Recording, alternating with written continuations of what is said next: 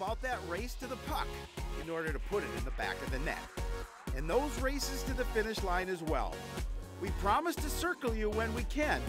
I sense a theme as we race to the wall. Make sure you celebrate with us as we bring you all the flushes. Let's go crazy. Sports Night is next. Hello, everyone. Welcome to Sports Night. I'm Joe Young. And I'm Howie Shapiro. Kind of look like you on the ice. Yeah, spinning around in circles. Yeah, exactly. That's about all I could do. That's what I thought. That's all about all I could do. Full show tonight. Lot to talk about and some fresh information as we could possibly have hot for off the press. Show. I mean, the start of the show a little bit delayed as we were getting final word on a scheduling change that we'll get to in just a moment. Let's start talking about the boys hockey team. The team played a pair of divisional opponents last week, starting with a visit from the Spring Lake Panthers on Tuesday. The Cardinals were wrapping up a 4-game homestand and hoping to end on a winning note. The Panthers had lost 3 in a row since opening with a win over Providence Academy. Both teams were looking to end losing streaks and looking for their first win in the division. Coach Mo looking for his team to gain some positive momentum and some confidence. Late first period, Wyatt Ball leading the rush. A.J. Carls drops it to Tommy Carls. He puts it top shelf, gets the Cardinals the first lead of the game. They add to it midway through the second period.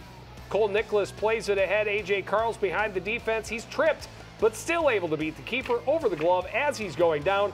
It's 2-0 Coon Rapids. They light the lamp again just 9 seconds later. Off of the faceoff, puck sent in deep. Nicholas is able to get there. He centers. Ryan Corey finishes his first goal of the season. All of a sudden, it's 3-goal lead for the home squad. Panthers looking to answer in the second. Good chance on the one-timer, but Connor Wise is there for the save. He made 36 saves for his first shutout of the year. Opening minute of the third period, most scoring for the Cardinals. Tommy Carls on the breakaway, able to slide it through the 5-hole. His second of the game. Coon Rapids adds one more for a 5-0 win. That's a nice win for them, obviously scoring 5 goals and getting the shutout. A nice opportunity for them to get the W. Yeah, they were actually outshot in this one. Connor had a nice game, but the offense is the big key, right? Yep. A lot of teams, the Cardinals have struggled against to find that offensive rhythm.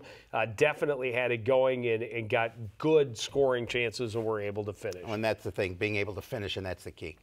Unfortunately, not able to do the same on Saturday. They lose to Irondale 4-1, including an empty net. And this one, Tommy Carls had the lone goal. I believe it was on a power play. Connor Wise made 25 saves, but it was that offensive rhythm. The Knights, to their credit, did a nice job of really matching up well against the Cardinals' top line and forcing the Cardinals to find something to beat them in the second and third lines, and they just couldn't get it done. Their goalie had a nice game as well. They played a very solid game defensively, made it difficult for the Cardinals to get any real good possession time in the zone. And Irondale, to their credit, also improving to 5-2 with the win.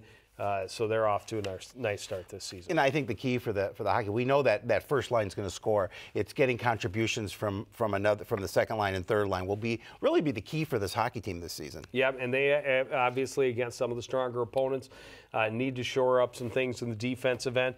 4 goals, including an empty net. Not terrible outing for them defensively, but the week before obviously let some bigger numbers get up on the board. Have to find a way to do the same that Irondale did to them. Limit zone time, right?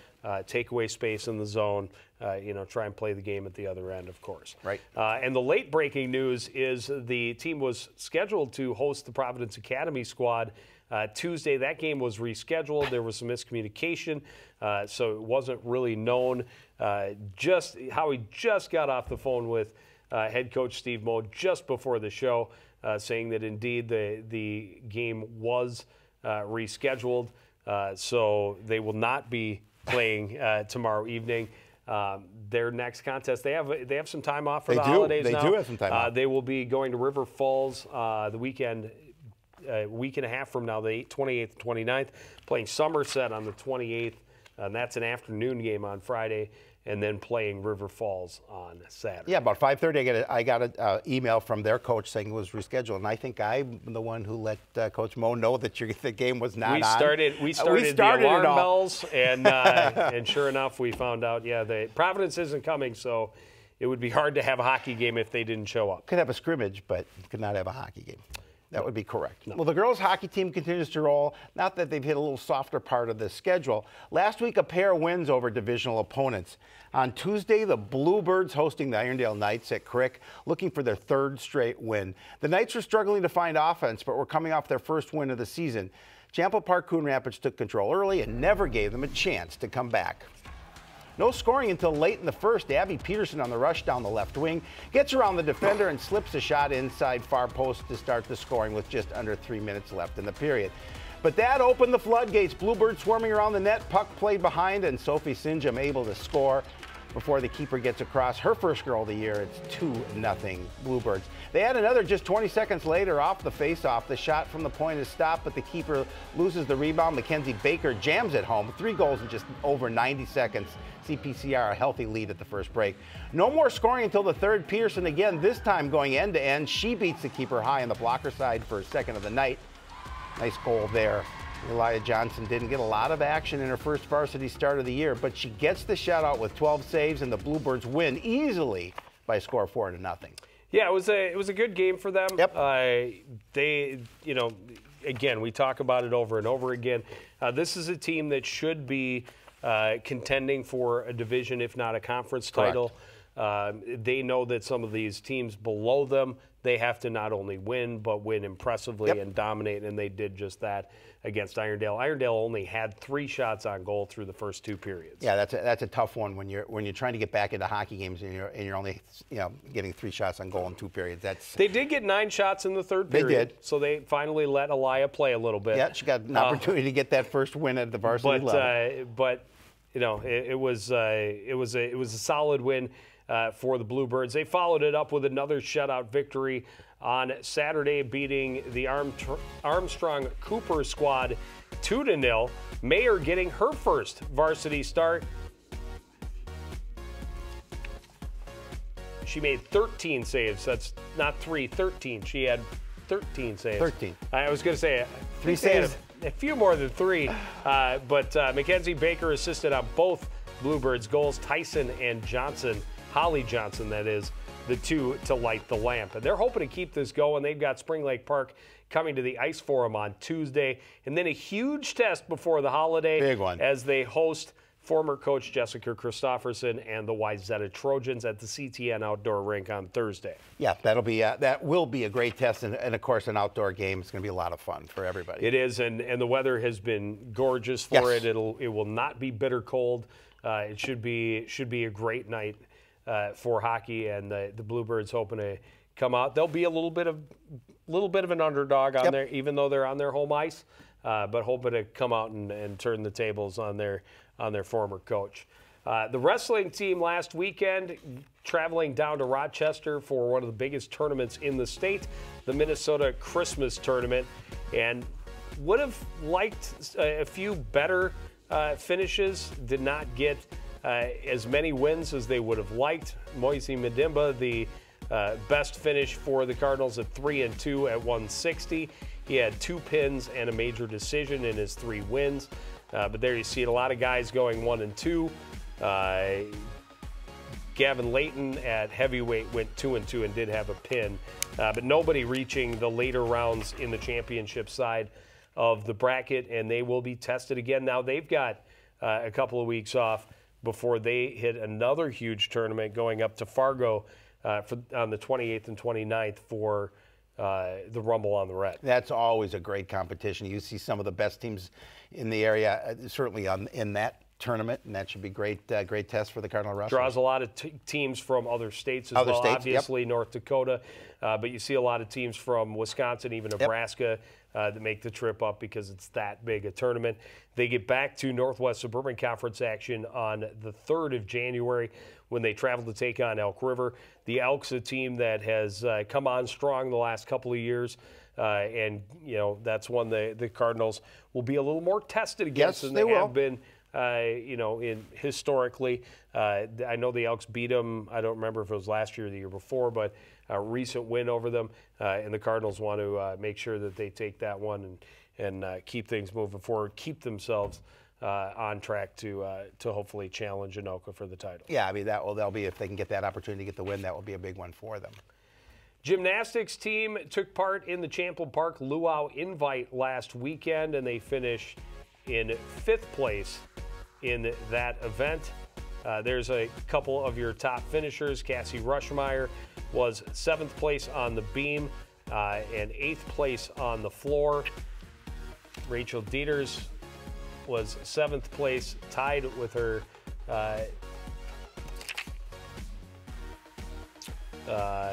Rachel Dieters was 13th place on the vault. Aaliyah Vu was 13th place, tied with Dieters for 13th place on the vault. 16th place on bars. Vu was the Cardinals' best all-around in 11th place, and Dieters was 12th place with 31.4, a 123.5, a little bit better team score than what they had in their first outing, and that's kind of what they're looking for. They were down one of their top gymnasts. So, as at this point, they're happy with where they are. They would have liked to have started a little bit in the upper 120s, maybe into the 130s.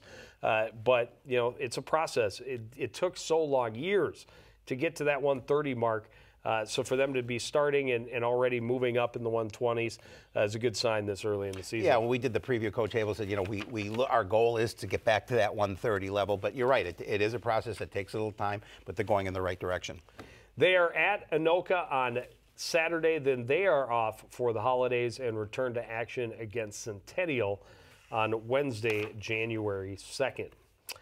Swimming and diving team is getting a very fast start to its season. Last week, they had a pair of big events, starting with a visit by the Elk River Elks. Cardinals knew going in they would be the underdogs, especially since they were missing 8 varsity guys due to a holiday concert at the school. Still, the remaining Cardinals were determined to put up a good fight. Second event of the evening, the 200 freestyle, a great performance from freshman Tyler Schultz. He distances himself from the pack and cruises to the win in 1 minute 53.47 seconds, more than 5 seconds ahead of second place. Sophomore diver Jack Simmer having a great season so far. He puts up a lifetime best 218.95 against the Elks. Has to settle for 3rd place, but that score good enough to put him in 7th place all-time in school history.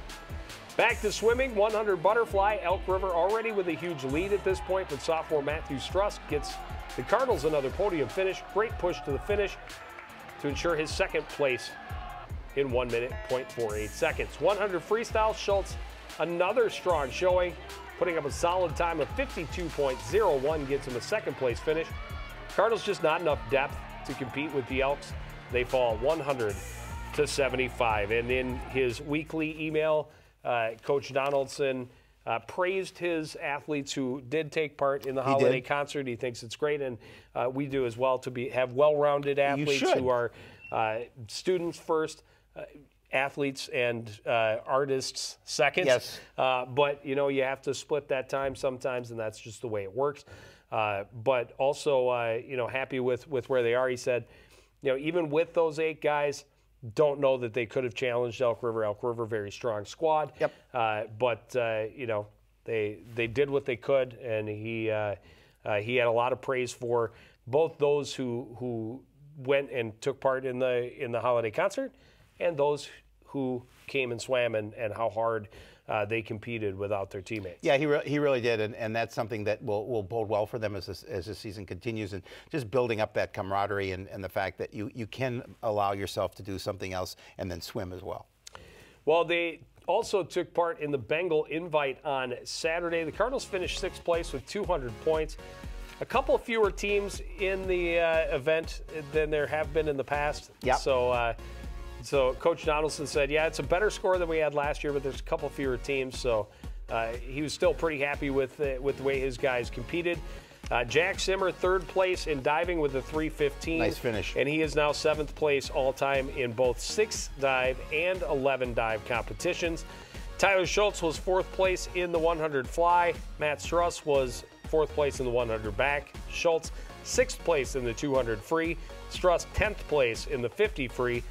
Brad Lymanen was 12th place in the 500 free, and both the 400 free medley relay and the 200 free relay, or the 400 free relay and the 200 medley relay took 7th place.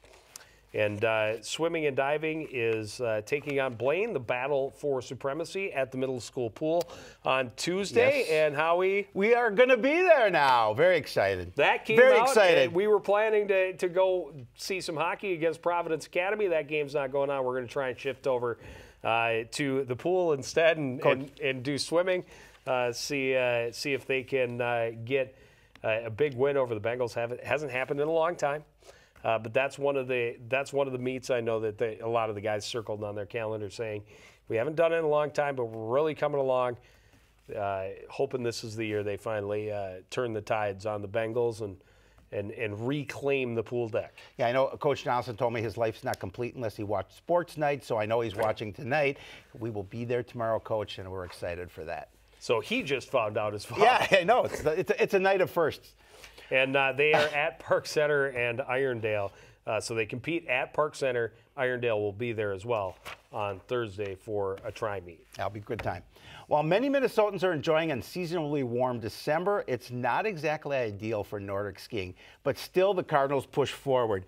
Last week, a couple of events for the Nordic ski teams. On Wednesday, they went down to Highland Hills in Bloomington for a Northwest Suburban Conference Age Group 5K Classic race.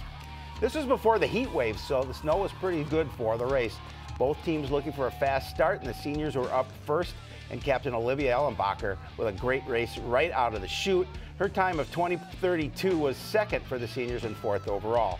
One of the competitors in front of her, easy for me to say, lives under the same roof. Younger sister Abby Ellenbacher was the fastest junior and second overall in the time of 19:14, just 7 seconds behind the winner.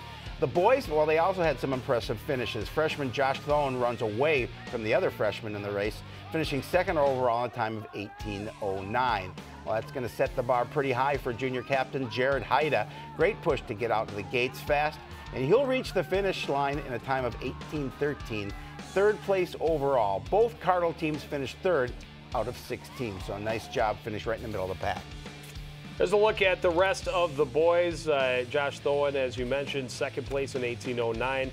Haida just a couple of seconds behind him in third place. Sophomore Ricky Petrov in 13th place. Peyton Martinick is in 16th place, and Noah Christensen finished in 21st. On the girls' side, the Ellenbecker sisters, second and fourth places overall. Lila Gilliard was 21st. Bloomberg was 23rd. Maddie Karen 25th, and Sarah Eichstad right behind her in 26th.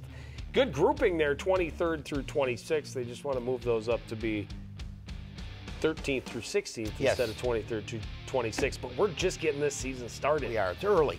Then they went to Winona over the weekend, and another good showing for both squads. The boys finished in third place overall. Jared Haida, the fastest time for the Cardinals, in third place. Just a couple of seconds behind him was Ricky Petrov, and you see by the times 31:19. This was a pursuit race, so they raced 5K in each discipline. Haida, number one for the Cardinals, Petrov, number two. Gilliard was third for the Cardinals in 13th place overall. Martinick was 20th, Christensen 23rd, Caleb Chesser 24th. On the girls' side, they finish in second place overall, and who tops the podium but junior Abby Ellenbecker? Nice. Time of 35:05. Olivia Ellenbecker not far behind in third place. Lila Gilliard was 15th, Izzy Haberman 17th, Bloomberg 18th, and Karen 19th. And again, you look at those numbers, the great part about it, especially on the girls' side, is a lot of grouping. Yes. You see it as well on the boys' side. But a lot of girls swimming skiing at the same level, and that if they continue to increase their pace and continue to stick together, that just means more team points. Yeah, we talk about that in cross-country running too. It's just that you compete in packs, and again, that's what the Nordic ski team is doing as well. The team will compete in a Northwest Suburban Conference 5K skate on Wednesday, and then the Mora Invite on Friday and Saturday, the 21st and 22nd, before getting their holiday break. Alpine ski team finally hitting the slopes this week in real competition. Race 1 at Wild Mountain on Tuesday.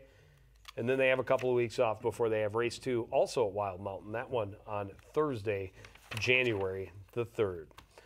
Boys basketball team returned to action last week after having 10 days off following their season-opening win over Forest Lake. They hit the road on Tuesday to face section rival Cambridge Isani. Blue Jackets were 0-2, but not to be underestimated. Cardinals knew they would have to be on top of their game if they hoped to build on their win over the Rangers. Cambridge Isani coming out strong and getting Henry Abraham hits the 3 on the left wing, helps the Blue Jackets to the early lead. Cardinals trying to keep pace. Cambridge turnover, Jackson Aurelius on the run. Another big night for him. He had a team-high 22 points. Still in the first, another Cambridge turnover. David Asamea is off to the races. He dunks it, but the Cardinals still trail by 5. Unfortunately, that's about as close as it would get. Abraham just keeps firing. He hits another 3, helps the Blue Jackets push the lead to 57-30 at the half. He was just flat unconscious. He keeps racking up the points in the second half. That 3-pointer from NBA range, and he found some open space again, and what do you know? Knocks down another. He had 10 3-pointers in the game, led all scorers with 39.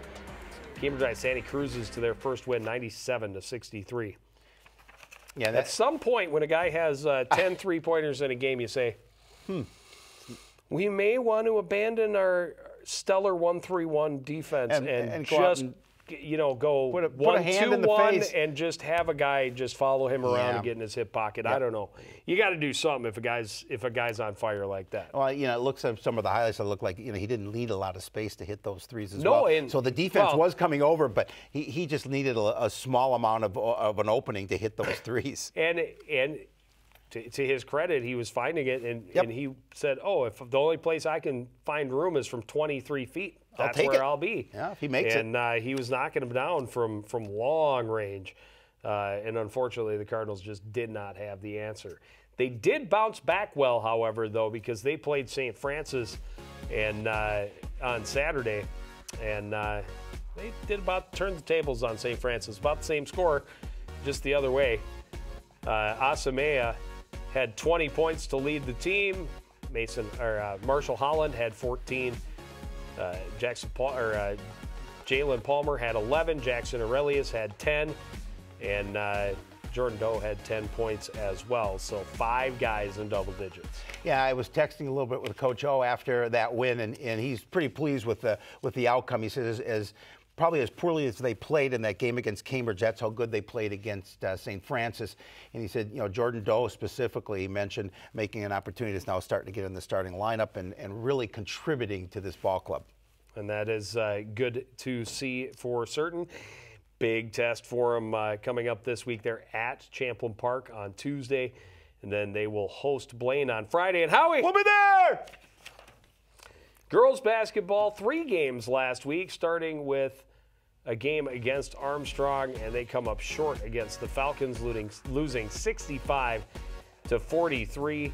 Macy Holland had 13 points to lead all scorers for the Cardinals. Lainey Hanneman and Destiny Artis each had 7. Nicole Post had 6 points, and Jenny Ntombwe with 4 points. And Ntombwe, just a freshman. We got to see her a little bit. We did. I think kind of excited about what her future may hold. On Thursday, the Cardinals traveled up to Duluth East, and they beat the Greyhounds 60-49. Nicole Post, a double-double, 15 points, 11 rebounds. Lexi West had 10 points, 4 boards. Easy for me to say. Destiny Artis had 9 points. Macy Holland, 8, and Ashley Flatham had 7 points and 7 rebounds. Yeah, if you're going to take a road trip as far as Duluth, it's nice to come back with the W, and they did that. Makes it easy. Makes the bus ride home a lot better. Makes the bus ride home much more enjoyable. Absolutely. Well, the Cardinals were hoping to build off that win when they came home to face division rival Irondale, but it's tough to score It's tough to score wins on back-to-back nights. Both teams were 2-3 and hoping to get back to 500 with a win. The Knights were coming off a very humbling 76-18 loss to Elk River on Tuesday. So they seemed to be vulnerable at first glance, but they proved that looks can be deceiving. Defense gives Irondale the spark early on. Arcelia Engel pokes the ball free, then leads the fast break. She'll finish at the other end to give the Knights a very early lead. Irondale's leading scorer was sidelined with foul trouble for much of the game, but her teammates were there to pick up the slack. Kaylin Jester led the attack from the perimeter, hitting 5 3-pointers in the game. Knights were up by 10 just 6 minutes in. Cardinals doing what they can to claw their way back into this one. Destiny Artis able to find the seam, get to the lane for the basket, but Coon Rapids never got much offensive rhythm. Well, Nicole Post did, though, fortunately for them. She had a big night for the second straight night, putting up a double-double with 15 points and 16 boards, leading the team in both categories. Cards got back within 4 late in the half, but Jester and the Knight poured on again early in the second. Jester led all scorers with 28 points in the game. Irondale able to hold on throughout that game and ended up winning by a score of 61-44. Yeah, you know, when they have one player who averages double digits and she is on the bench for the majority of the game due to foul trouble, you don't expect a girl that averages 4 points a night. Yeah, not even. To have 28. Yeah, that was a huge game for Jester. Jester had a big game. She really picked them up. And the Cardinals, they came out slow and they could just never get any rhythm. Their scoring, especially in the first half, was spotty at best. Yep. And they just couldn't get rolling. And to Irondale's credit, they did a nice job of continuing to answer anytime the Cardinals tried to make a run. Yeah, and Cardinals, you know, being at home, thought they had the opportunity to get the win, and unfortunately they didn't. But, you know, it's early, and you take these things that the losses, and you learn from them, and you move forward. Well, the Cardinals also going to be tested quite thoroughly this week. They host Champlin Park on Tuesday, and then they are at Blaine on Friday. Good luck to them. Absolutely. Yep. Well, and we don't have our upcoming because it would be wrong because we are not going to be doing boys hockey on Tuesday. We'll be trying to do some swimming on Tuesday. We will be at the boys basketball game against Blaine on Friday. But that's going to do it for this edition of Sports Night. I want to thank everybody out there for joining us, continuing to support everything we do here at CTN. For the entire crew, including Howie Shapiro, I'm Joe Young saying good night.